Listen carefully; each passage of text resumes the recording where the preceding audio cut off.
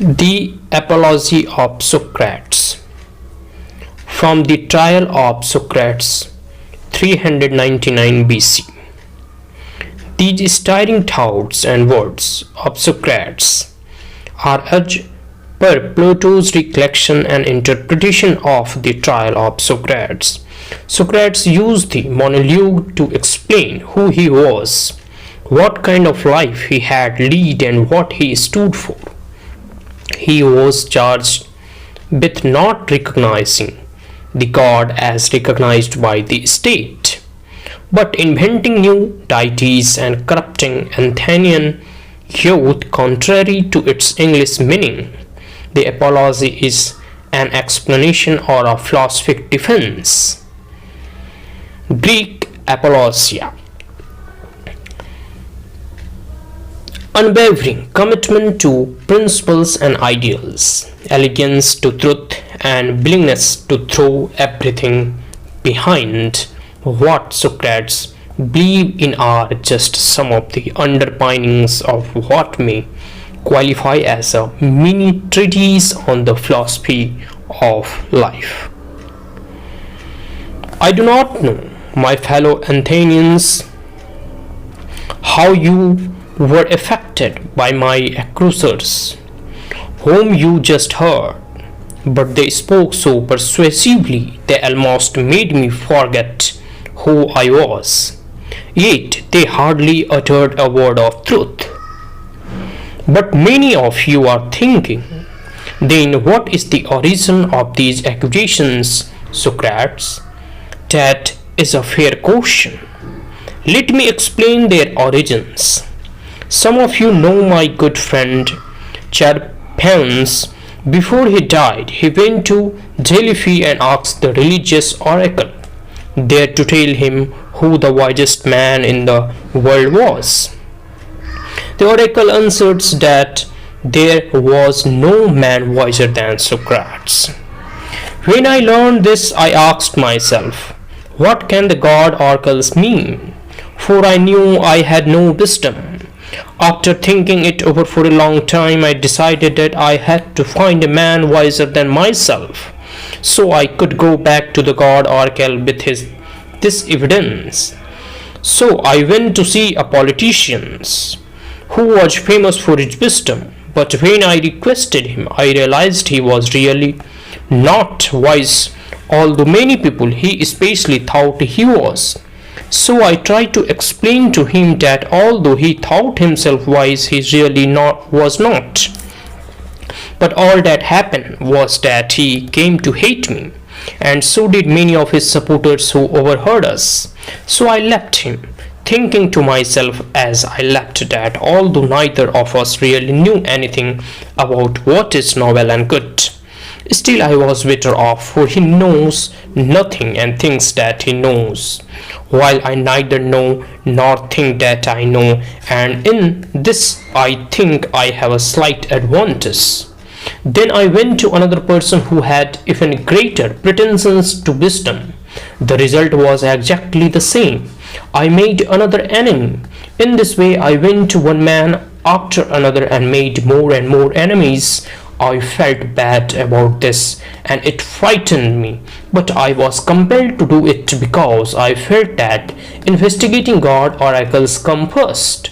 I said to myself, I must go to everyone who seems to be wise so I can find out what the oracle meant. My hearers imagine that I myself possess the wisdom which I find lacking in others. But the truth is, men of Athens, that only God is wise, and by his oracles he wanted to show us that the wisdom of men is both little or nothing. It is as if he was telling us the wisest man is the one who, like Socrates, knows that his wisdom is in truth worth nothing. And so I go about the world obedient to God. I search the question, the wisdom of anyone who seemed to be wise. And if he is not wise, then to clarify the meaning of the oracle, I show him that he is not wise. My occupation completely absorbs me, and I have no time for anything else. My devotion to the God who has reduced me to utter poverty. There is something more. Young men of the richer classes who do not have much to do follow me around of their own accord. They like to hear pretenders exposed, and sometimes they imitate me by examining others themselves. They quickly discover that there are plenty of people who think they know something but who really know nothing at all. Then those people who get angry at me. This damnable Socrates is misleading our youth, they say, and if somebody asks them how, whatever things does he do or teach them, they cannot say. But in order not to appear at a loss, these people repeat the charges used against all philosophers, that we teach obscure things up in the clouds, that we teach atheisms, and that we make the past views appear to be the best. For the people do not like to admit that their pretensions to knowledge have been exposed, and that fellow Athenians is the origin of the prejudices against me. But some of you will ask, don't you regret what you did, since now it might mean your death? To these I answer, you are mistaken. A good man should not calculate his chances of living or dying. He should only ask himself whether he is doing right or wrong, whether his inner self is that of a good man's or of an evil one. And if you say to me, Socrates, we will let you go free, but only on conditions that you stop your questioning, then I will reply, men of Athens, I honor and love you, but I must obey God rather than you, and while I have a life and strength, I will never stop doing philosophy. For my aim is to persuade you all, young and old alike, not to think about your lives or your properties, but first and foremost to care about your inner self. I tell you that wealth does not make you good within, but that from inner goodness comes wealth and every other benefit to man. This is my teaching, and if it corrupts you, youth, then I suppose I am their corrupter.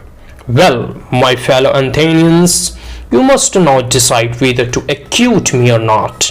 But whichever you do, understand that I will never change my way, not even if I have to die many times. To talk daily about what makes us great and question myself and others is the greatest thing man can do, for the unexamined life is not worth living. At this point, Socrates rested his case. The jury debated among themselves, and then, in a split voice, they reached their final verdict. Men of Athens, you have condemned me to death. To those of you who are my friend and who wanted to accuse me, let me say that death may be a good thing. Either it is a state of nothingness and utter unconsciousness, or as some people say, it is merely a migration from this world to another. If it is complete unconsciousness, like a sleep undisturbed even by dreams, then death will be unspeakable again. And if it is a journey to another world where all the dead live, then it will also be a great good, for then I can continue my search into true and false knowledge in the next world as in this one. I can continue questioning the great people of the past to find out who is wise and who merely pretend to be. So do not be saddened by death. No evil can happen to a good man either in this life or in death. Well, the hour of departure had arrived, and we must each go our way. I to die and you to live.